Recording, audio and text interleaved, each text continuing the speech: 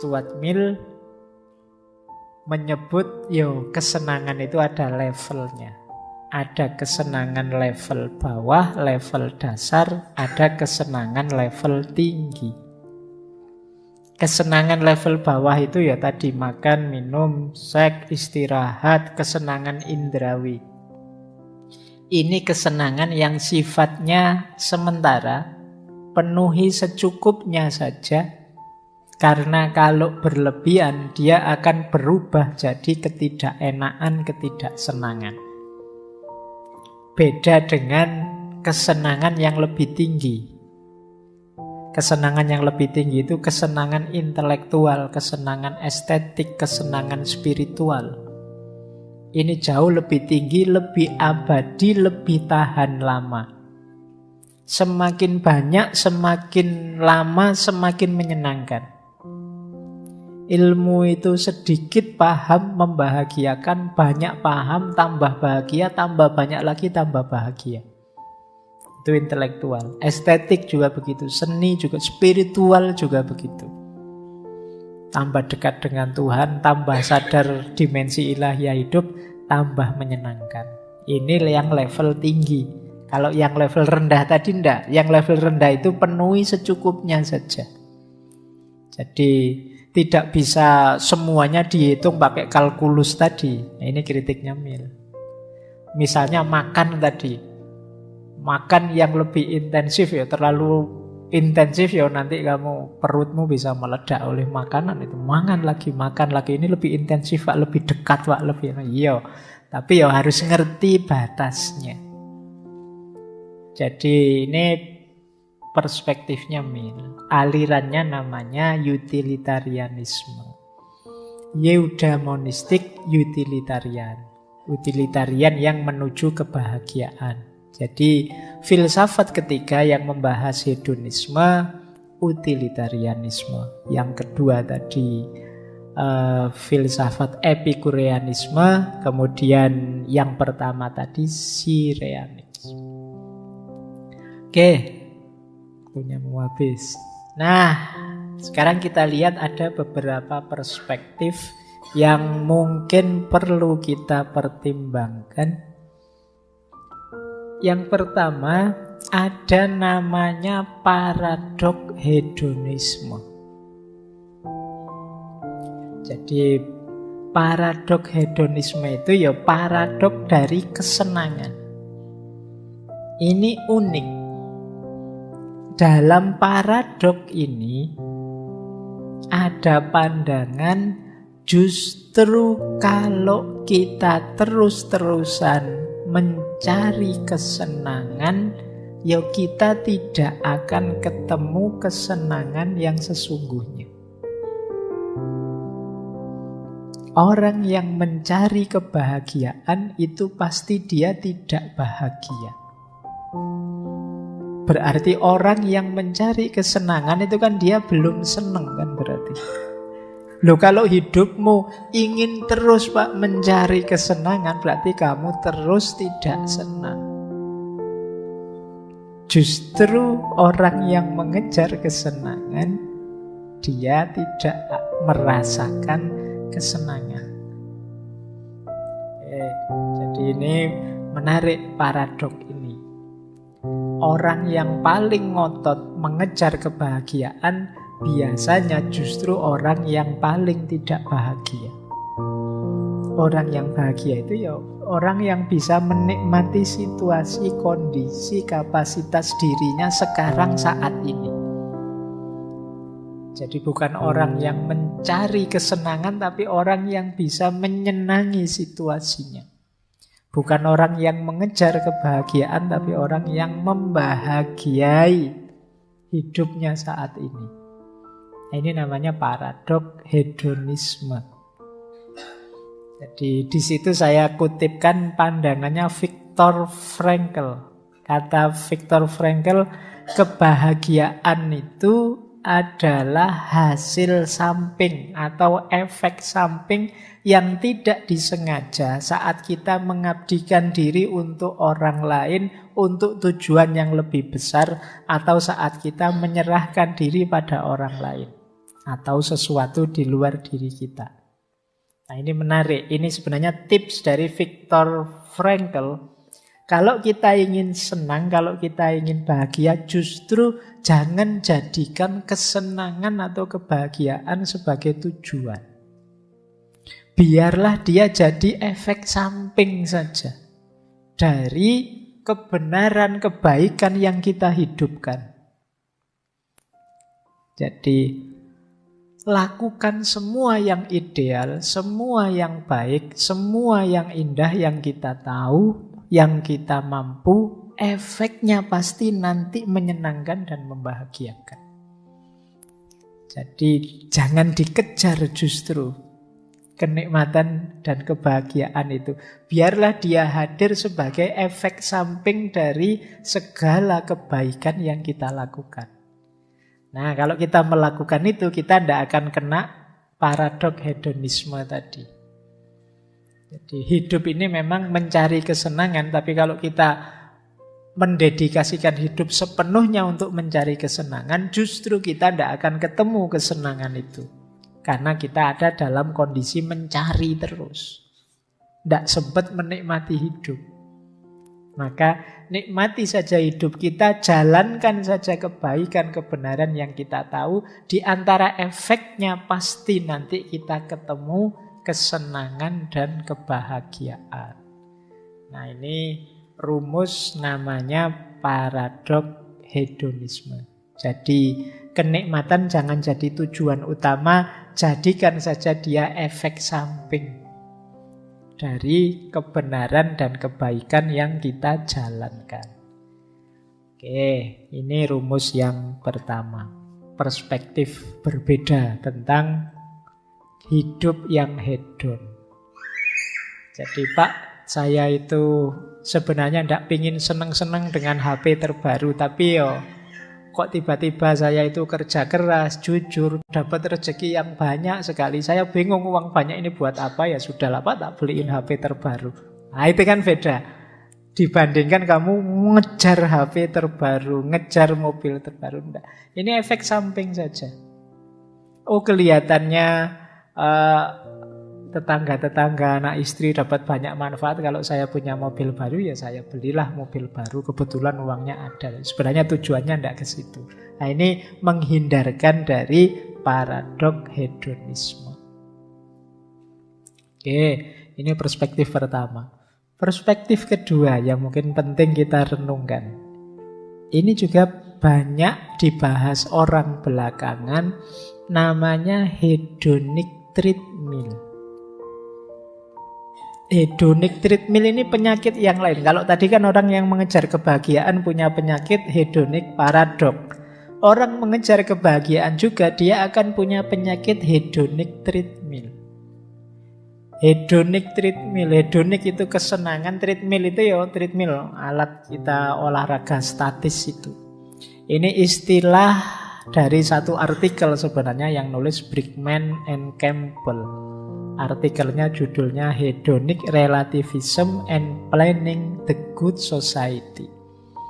Jadi hedonic treadmill itu kalau kalian mengejar kebahagiaan terus, seringkali pada akhirnya justru kalian jatuhnya pada level awal ketika dulu kalian belum bahagia. Ini namanya kalian merasa seolah-olah sudah jalan jauh, padahal masih di situ. Itu namanya treadmill itu kan begitu. Kalian jalan terus seolah-olah sudah sampai mana, itu sebenarnya masih di situ. Jadi hedonic treadmill itu menggambarkan pada saatnya kebahagiaan, rasa bahagia, rasa senang kita akan kembali lagi ke titik awal. Pada akhirnya apa? Terus kita jadi tidak ada habisnya ini mengejar kebahagiaan ini. Kapan sih saya bisa puas itu? Tidak ada. Kenapa? Situasinya selalu balik lagi seperti awal lagi. Kepuasan kita seolah-olah tidak ada ujungnya. Contohnya ini coba. Misalnya, mungkin teman-teman ada yang kemarin lulus ranking 1, cum laude, menang undian, dapat jabatan, apapun itu. Seneng kan? Tapi kan tidak lama kan. Setelah itu balik lagi kayak sebelumnya. Biasa saja. Ngejar-ngejar bisa ujian skripsi, ujian tesis sampai mati-matian, tidak tidur sampai kamu sakit, sampai dimarahi pembimbingmu, jungkir balik nggak karu-karuan. Lulus senengnya setengah mati begitu lulus. Tapi setelah itu besoknya saja kok biasa lagi ya rasanya. Terus efeknya apa bedanya? Sekarang saya sudah gelarnya SH, SAG, SHUM. Terus bedanya apa ya? Balik lagi ke state awal. Dapat hadiah, senengnya luar biasa, alhamdulillah dapat undian aku, seneng. Setelah itu kan biasa lagi, balik lagi ke state awal. Ini namanya hedonic treadmill. Atau saya contohkan lagi, kita pindah rumah, punya rumah baru, tempat baru, apartemen baru. Awalnya seneng, tapi sebulan 2 bulan ya biasa. Ikut ngaji filsafat. Mungkin yang awal-awal ini excited, masih semangat, meleh duduk di depan, pokoknya semangat nih. Yang santri-santri lama, yang peserta ngaji lama itu sudah mangkate kelewes santai, lu duduk di belakang sambil ngerokok, wis biasa Pak Faiz gitu. Sudah bertahun-tahun ngikuti ngaji, ya wis kaya ngono-ngono wae. Sudah beda lagi. Awalnya excited, belakangan biasa. Ini contoh hedonic treadmill. Makan kan juga begitu. Seenak-enaknya makanan, ya yang paling enak kan gigitan pertama, piring pertama. Diulang piring kedua, piring ketiga sudah. Kalian malah mungkin bisa muntah. Jangankan kesenangan, kesedihan kan juga begitu. Sesedih apapun kamu, ya nanti balik lagi ke state awal. Semarah apapun kita, sekarang banyak yang ngamuk karena BBM naik, ya kan? Alah, tunggu 1-2 bulan lagi, yang balik lagi ke kondisi awal. Viral rame heboh, ya nanti balik lagi ke kondisi awal. Terus kita nyari lagi yang membahagiakan kita apa? Kita nyari terus, jadi seolah-olah, loh terus akhirnya kapan Pak saya benar bahagia itu? Kok rasanya stuck saja, di tempat saja. Tidak ketemu-ketemu kebahagiaan itu. Kita sudah diberi kebahagiaan, terus kok biasa lagi, tidak senang lagi. Diberi kesenangan, biasa lagi. Ini yang disebut efek hedonic treadmill. Jadi kesenangan itu, selain ada paradok tentang tadi bahwa kalau kita ngejar kesenangan tidak ada akhirnya, justru kita tidak senang, ada paradok statis ini. Kita seperti hedonic treadmill. Segala macam emosi pada akhirnya balik netral lagi. Seolah-olah semua berawal di awal lagi. Kita sudah mencapai sesuatu, tapi terus jadi biasa dan kita punya keinginan lagi. Akhirnya berjuang lagi. Kesenangannya ada tadi.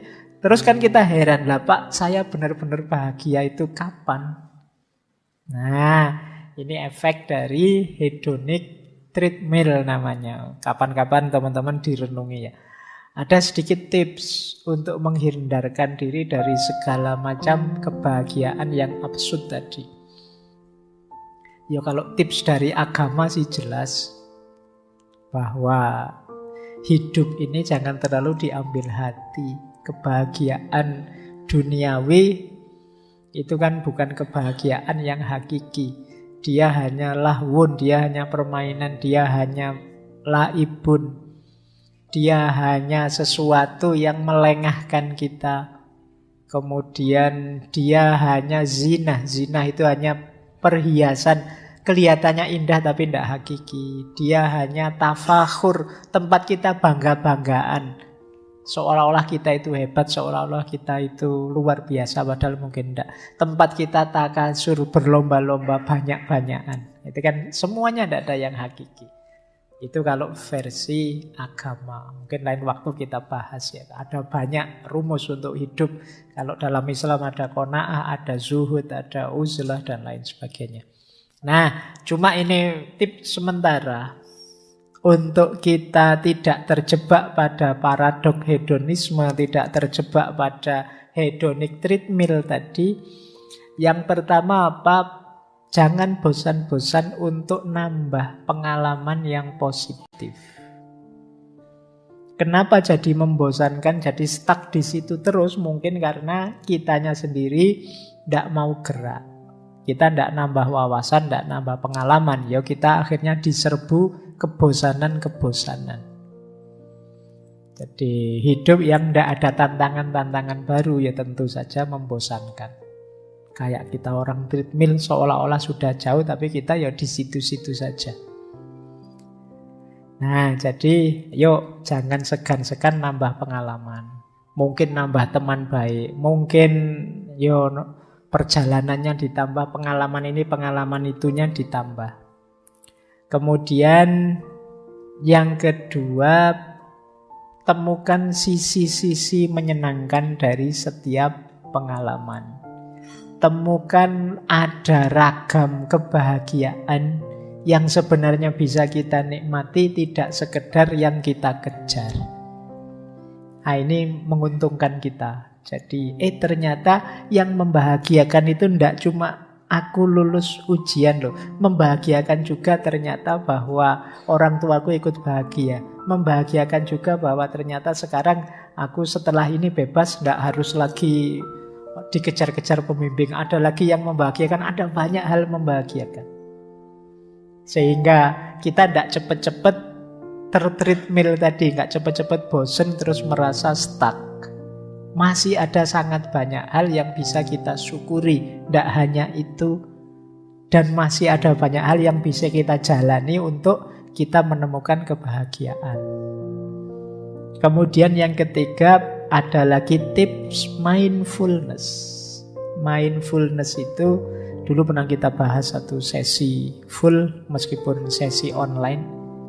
Jadi ketika kita diminta untuk hidup sepenuh hati, sudah sederhananya itu. Hadirkan diri kita di setiap detik, setiap momen. Sehingga nanti kita akan sadar betapa ada sangat banyak hal yang menarik, yang indah, yang bisa disyukuri tanpa harus kita judgmental, tanpa harus kita nilai.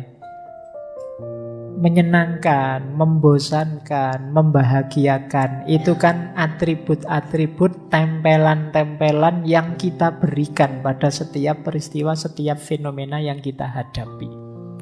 Kalau di mindfulness kita diminta untuk nikmati saja, sadari saja, tanpa harus dijudge, tanpa harus dinilai macam-macam.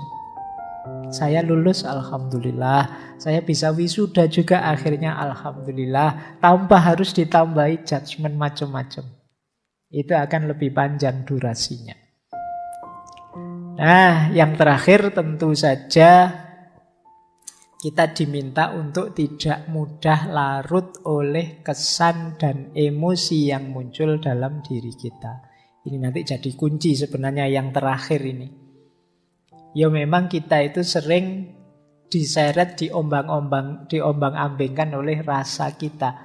Khususnya rasa senang dan tidak senang tadi. Maka sebenarnya kunci yang lebih penting untuk kita memenangkan pertarungan senang dan tidak senang tadi adalah kemampuan kita mengontrol, mengarahkan, dan mengalahkan diri kita sendiri. Untuk tidak diombang-ambingkan oleh emosi kita sendiri. Nah, ini nanti jadi kunci biar tidak jatuh pada hedonic treadmill atau paradok hedonisme tadi. Ya memang orang hidup ini nyari senang, siapa sih yang tidak mencari kesenangan?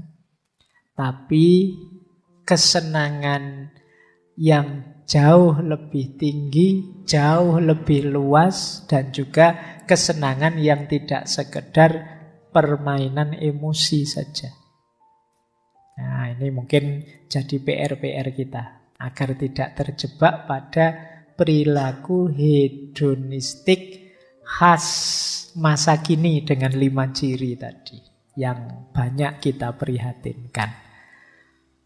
Baik, saya kira itu ya teman-teman, malam hari ini belajar kita tentang hidup hedon, hidup yang mencari kesenangan.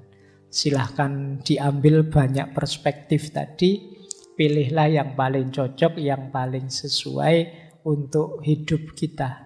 Mungkin masing-masing orang perlu mengambil formula yang berbeda karena setiap orang situasi hidupnya beda-beda. Oke, saya akhiri sekian untuk malam hari ini. Kurang lebihnya mohon maaf. Wallahul muwaffiq, wallahu a'lamu bissawab. Wassalamualaikum warahmatullahi wabarakatuh.